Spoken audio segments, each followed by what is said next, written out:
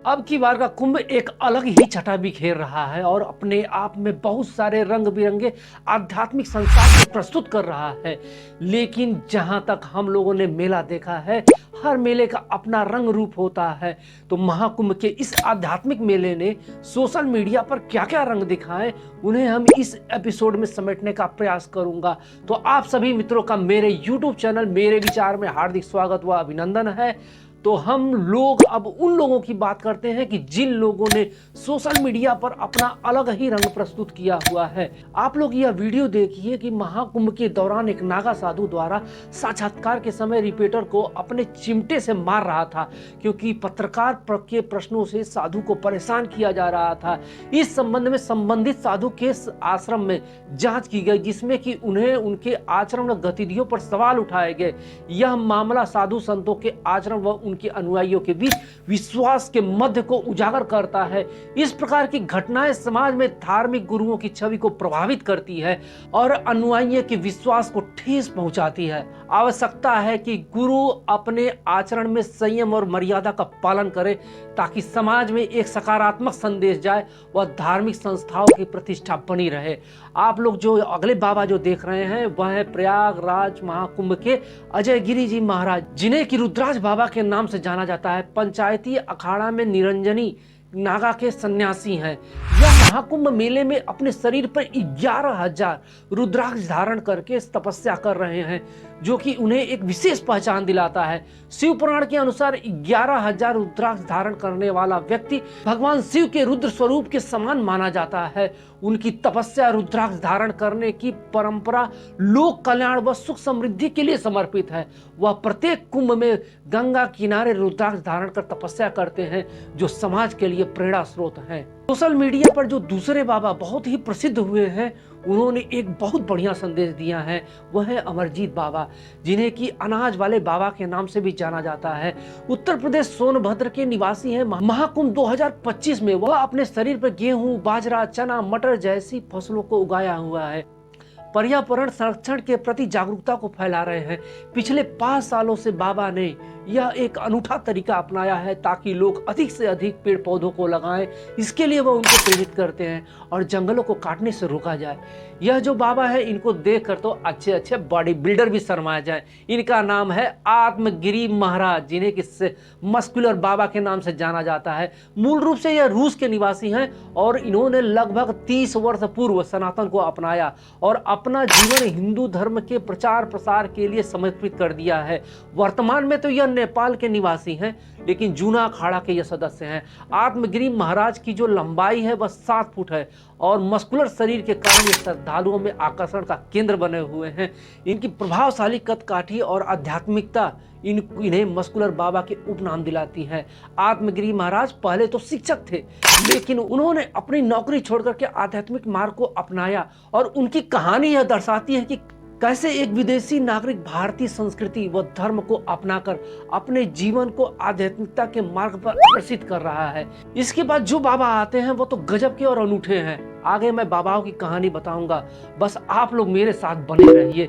आगे हैं IITian बाबा, हर्ष रिछारिया और मोनालिसा, जो कि आज के दौर की सोशल मीडिया की सनसनी बनी हुई हैं। तो उनके बारे में मैं आपको बताऊंगा। अगले जो बाबा हैं, उन्होंने तो चाय पर ही घमासान मचा दिया हुआ है। बाबा जोगी दास, जिन्हें कि चाय वाले बाबा के नाम से जाना जाता है, महाकुंभ 2025 में अपनी अनूठी जीवन शैली के कारण चर्चा में है और पिछले 12 वर्षों से वह केवल चाय का सेवन कर रहे हैं। अन्न और फलाहार का पूरी तरह से परहेज करते हैं। बाबा दिन भर में 10 लीटर चाय पी जाते हैं, जो उनके लिए ऊर्जा और मानसिक शांति का स्रोत है। बाबा जोगीदास का जीवन यह संदेश देता है कि आप अनुशासन व सरल जीवन शैली को अपनाकर व्यक्ति शरीर व मानसिक स्वास्थ्य को बेहतर बना सकता है। उनकी चाय के प्रति निष्ठा व संतोष के प्रति सेवा भाव समर्पण समाज के लिए प्रेरणादायक है। महाकुंभ में एक रिपोर्टर एक बड़ी ही खूबसूरत महिला का इंटरव्यू लेता है, जो कि साध्वी बन गई है। नाम है हर्षा रिछारिया, जो कि साध्वी हर्षा के नाम से जानी जाती है। मूल रूप से यह उत्तराखंड की निवासी है और इसका पैतृक घर मध्य प्रदेश के भोपाल में है।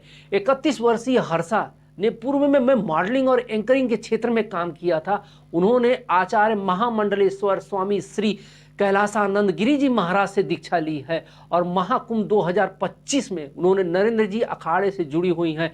महाकुंभ में अखाड़े की पेशवाई के दौरान रथ पर जो वो सवार होके आती हैं, उसको लेकर के विवाद उत्पन्न हो जाता है। ज्योति पीठ के शंकराचार्य अभिमुक्तेश्वर नंद सरस्वती ने इस पर कड़ी आपत्ति जताई, क्योंकि हर्षाचार्य ने अब तक संन्यास नहीं लिया हुआ है और इसको लेकर के महाकुंभ में विवाद हो जाता है, जिसके कारण कि उन्हें कुंभ छोड़कर जाना पड़ता है।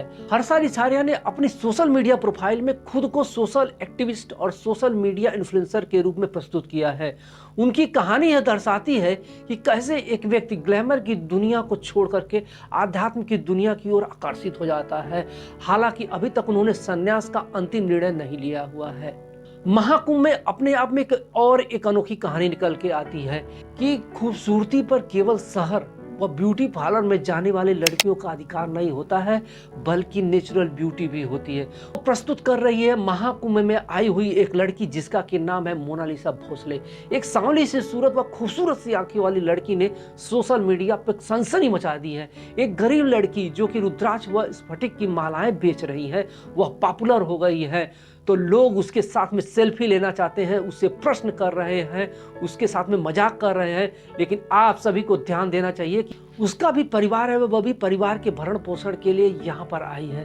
कृपया आप लोग उसे परेशान न करें, और वह अपने आप को बचाने के लिए बीच बीच में संतों के शिविर में शरण लेती है, तो कृपया आप लोग उसको काम करने दें।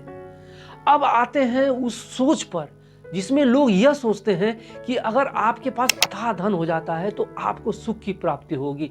लेकिन इस बात को पूरी तरह से गलत साबित कर रही है लॉरेंस पावेल जॉब, जो कि पत्नी है एप्पल इंक के एक्स फाउंडर व एक्स सीईओ स्टीव जॉब की पत्नी है। स्टीव जॉब के निधन के बाद उन्होंने स्टीव जॉब ट्रस्ट के प्रबंध को संभाला, जिसमें कि वाल्ट डिज्नी की कंपनी व एप्पल के शेयर भी शामिल है। शिक्षा के क्षेत्र में उन्होंने पेंसिल्वेनिया विश्वविद्यालय के राजनीतिक विज्ञान से उन्होंने बीए किया हुआ है। वाटर स्कूल के इकोनॉमिक्स से उन्होंने बैचलर ऑफ साइंस की डिग्री प्राप्त की हुई है। उन्होंने स्टीफन ग्रेजुएशन से स्कूल ऑफ बिजनेस से उन्होंने एमबीए किया हुआ है। लॉरेंस पावेल जॉब ने एमर्सन कलेक्टिविटी की स्थापना की, जो कि सामाजिक सुधार व पर्यावरण के क्षेत्र में कार्यरत है। वह एक इंस्टीट्यूट की अध्यक्ष भी है, जो कि अमेरिका के हाई स्कूल शिक्षा में सुधार के लिए समर्पित है। जनवरी 2025 में लॉरेंस पावेल जॉब ने प्रयागराज के कुंभ में भाग लिया, जहां उन्होंने अपने आध्यात्मिक गुरु श्री स्वामी कैलासानंद गिरी जी के साथ में समय बिताया और भारतीय संस्कृति व सनातन धर्म के विभिन्न पहलुओं को उन्होंने समझने का प्रयास किया। उन्होंने दीक्षा ली, और आप लोग सोच रहे हैं कि इतनी पढ़ी लिखी महिला और इतनी धनी महिला भारतीय संस्कृति व आध्यात्म की तरफ जुड़ना चाहती है, तो आप और हम क्यों नहीं जुड़ना चाहते हैं। एक विदेशी महिला जो कि हमारे धर्म के बारे में शायद जानती हो, आज वह हमसे जुड़ना चाहती है, हमारे संस्कृति से जुड़ना चाहती है, और हम हैं कि अपनी संस्कृति से अलग होते जा रहे हैं। मित्र, जरा इस पे आप लोग विचार कीजिएगा। और अब एक ऐसे पढ़े लिखे व्यक्ति के बारे में चर्चा करेंगे जिसको कि आज के समय में आईआईटी बाबा के नाम से जाना जाता है। हरियाणा के झज्जर जिले के सतरौली गांव का निवासी हैं और इनका जन्म 3 मार्च 1990 को हुआ, जिन्होंने 2008 में आईआईटी के बॉम्बे से एयरोनॉटिकल इंजीनियरिंग में प्रवेश लिया और 2014 में बीटेक और एमटेक की डिग्री प्राप्त की। और अपनी शिक्षा को जब यह कंप्लीट कर लेते हैं तो अब जाते हैं कनाडा, और वहां पर एक बढ़िया नौकरी इनको मिलती है। लेकिन कोरोना काल में नौकरी छूट जाती है और वह भारत आ जाते हैं, और भारत आने के बाद वह अपने पैशंस को फॉलो करते हैं और वह फोटोग्राफी की डिग्री लेते हैं और वहां पर वह अपना काम चालू करते हैं। लेकिन यहाँ पर भी उनका मन नहीं लगता है। अपने मन को शांत करने के लिए वह आध्यात्म से जुड़ जाते हैं। आध्यात्म से जुड़ने के बाद वह लखनऊ आते हैं और जूना अखाड़े से वह जुड़ जाते हैं। लेकिन पॉपुलर होने के कारण टीवी पे उनका इंटरव्यू आने लगते हैं और अपने इंटरव्यू में वो अंट संट बातें चालू कर देते हैं। कभी अपने माता पिता को शैतान कहते हैं, कभी गुरु की वह आलोचना करते हैं। गुरु की आलोचना करने के कारण उनको अखाड़े से निकाल दिया जाता है। महंत नारायण गिरी जी उन्हें अखाड़े से निकाल देते हैं और कहते हैं कि अभय अभी साधु नहीं बने हैं। वो लखनऊ में ऐसे ही आ गए और स्वयं को वो साधु बन के घूम रहे हैं। अभय ने भी एक्स पर सफाई दी है कि अखाड़े के सदस्यों ने उन्हें वहां पर रहने नहीं दिया, उन्होंने अखाड़ा छोड़ दिया है। मैं अखाड़े में 4-5 दिन रुक करके वहां के तौर तरीकों को समझने की प्लानिंग कर रहा था, लेकिन प्रसिद्ध होने के कारण सब कुछ गलत हो गया। एक पढ़ा लिखा युवक आध्यात्मिकता की तरफ आना चाहता है, लेकिन अपनी मानसिक स्थिति ऐसी नहीं है उसकी कि वह अपने ज्ञान व आध्यात्मिकता में तालमेल बैठा पा रहा हो। यह एक बहुत ही अनोखी कहानी है। अब मैं आप लोग को यह वीडियो दिखाना चाहूँगा, जिसमें देखिए एक साधु को चिलगोजे यूट्यूबर किस तरह से परेशान कर रहे हैं। वह अपने परिवार का भरण पोषण करने के लिए कांटों पर सो रहे हैं और लोग उनकी तरफ जो समझ में आ रहा है वह दान कर रहे हैं, लेकिन यह जो यूट्यूबर्स हैं वह उनको परेशान कर रहे हैं। यह बात अलग है कि भारत में भिक्षावृत्ति एक बहुत बड़ी समस्या है, लेकिन यहाँ पर भिक्षा लोग दो तरीके से मांगने वाले होते हैं। एक तो जो मजबूर होते हैं और एक जो इसको धंधा बना के रखे हुए हैं। आप इस स्थिति से अंदाजा लगा सकते हैं कि यह किस टाइप के भिखारी हैं।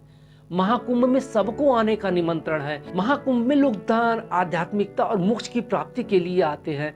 तो महाकुंभ के महात्म को समझने के लिए आप लोग स्नान करें, ध्यान करें, आध्यात्म करें, मगर लेकिन किसी को परेशान ना करें। अपने मन की शांति के हेतु कुछ भी कर सकते हैं। महाकुंभ में